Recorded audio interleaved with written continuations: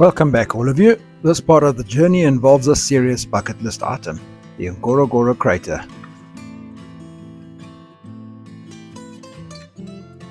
The journey takes us from the ocean on the east coast, up past Moshi and Arusha, where we stocked up, and on towards Karatu, just outside of the Ngorongoro Conservation Area.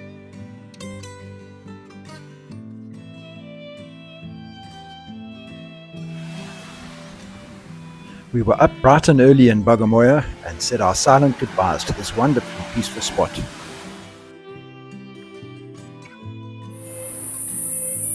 The road was good, and we were doing what every other local was doing, overtaking slow trucks, whether there was a solid white line or not, when we discovered that this law was particularly applicable to us. Anyway, after negotiated settlement, we continued on towards Elephant Motel. It had been quite tricky finding camping spots on this route, and we were not sure what awaited us.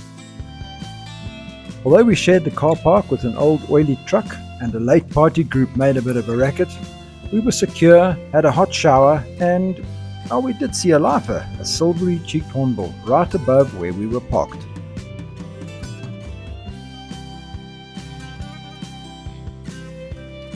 The next morning we said goodbye to the oily truck and enjoyed watching the sun rising through the clouds on the way to Arusha.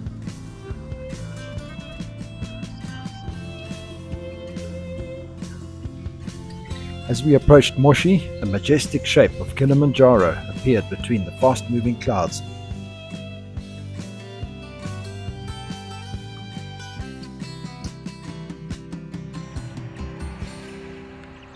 We decided to stop in at Toyota in Arusha.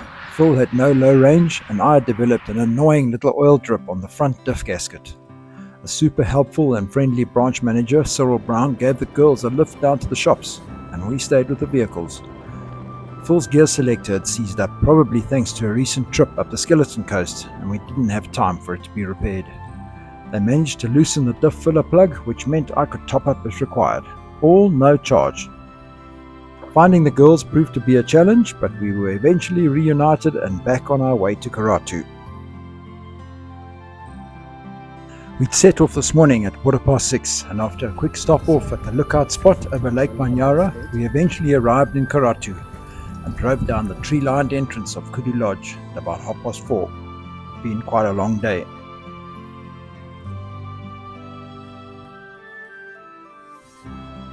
The Ngorongoro Crater is within the NCA, and NCA stands for Ngorongoro Conservation Area, a UNESCO World Heritage Site, and getting in can be expensive. So we decided to hire a game viewer from Kudu Lodge and enjoy the day being driven around this bucket list spot. We were collected by our guide Jibril at 7 a.m. and made our way to the gate.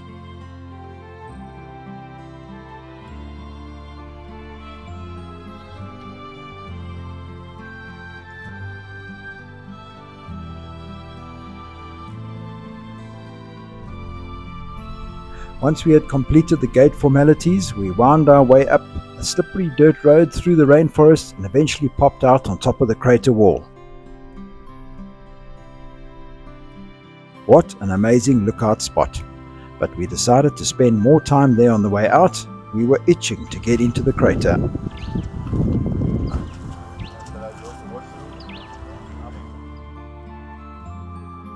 After a bit more admin at the permit office, where we added a few birds to the list, we at last descended down into the crater. A drop of some 600 meters. How cool are these fables about the origin of the name Ngorongoro? One says that with the Maasai being cattle herders, that Ngorongoro was the sound that the cowbell made that was hung around the lead cow's neck. Another suggests that it originates from the Maasai word Nkoro, which means gift of life. I found both explanations equally appealing. It is actually a caldera and not a crater. Difference being is that a crater is formed by rock exploding outwards, whereas a caldera is formed when an active volcano subsides.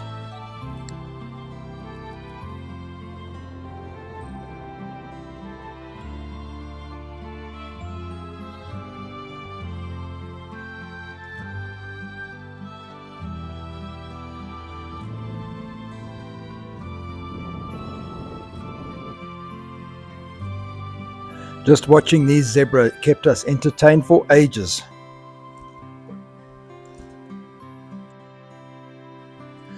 Did you know that Ngorongoro is the largest unbroken and unflooded caldera in the world and is thought to be 2.5 million years old? It is 264 square kilometers in size and from one side to the other, no less than 20 kilometers.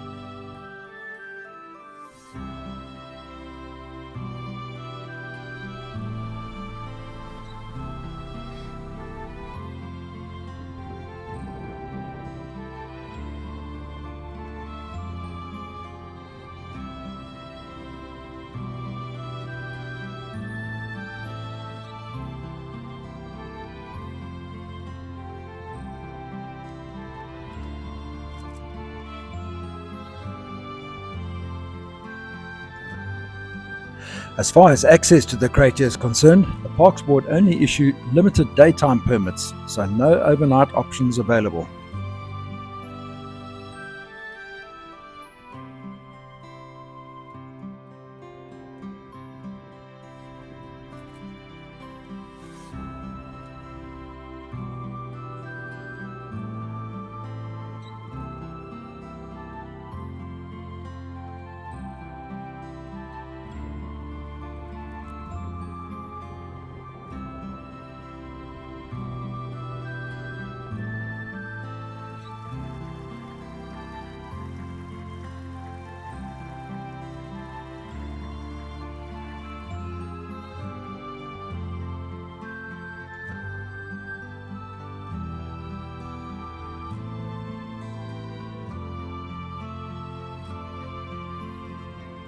If there was anything which detracted from our enjoyment, it was the huge number of vehicles which this world-renowned place attracts, something which was especially obvious at the lunch break picnic site.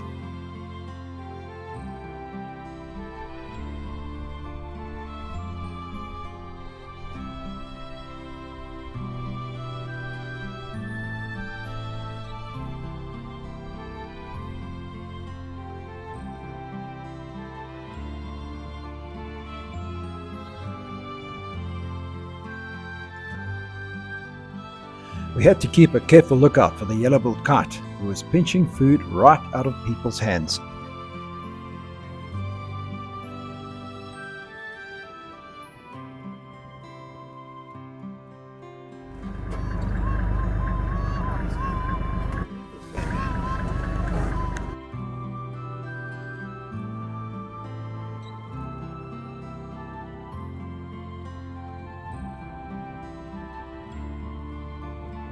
Crater is a protected area and the Maasai are not permitted to graze their cattle there. In addition to this, the Tanzanian government is planning a controversial eviction of approximately 80,000, mainly Maasai, from the surrounding NCA to increase the size of this protected area.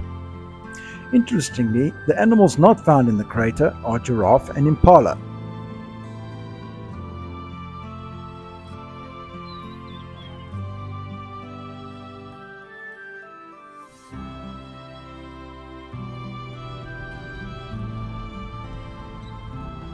We thought this guy was a rufous-napped lark, but then his call wasn't quite the same.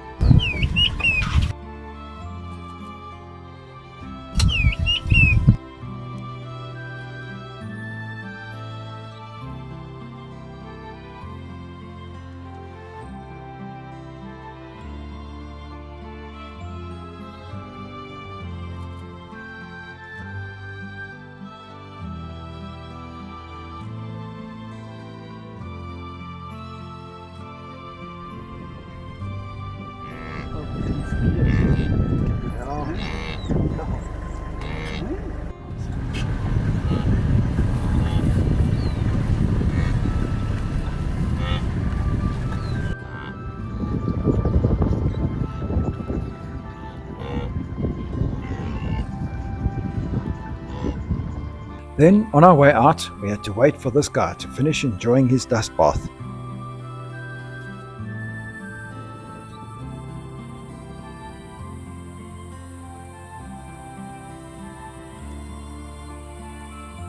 Back up at the lookout spot, the morning clouds had lifted and we were able to enjoy a stunning view of the crater. We all thoroughly enjoyed an incredibly peaceful day in this captive ecosystem, just watching an amazing variety of creatures just doing their thing.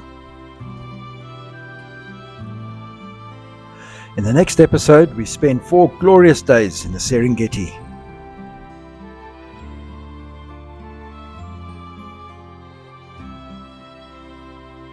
Well, thanks for watching, and hopefully this video managed to capture the mood of Ngorongoro, a very special place.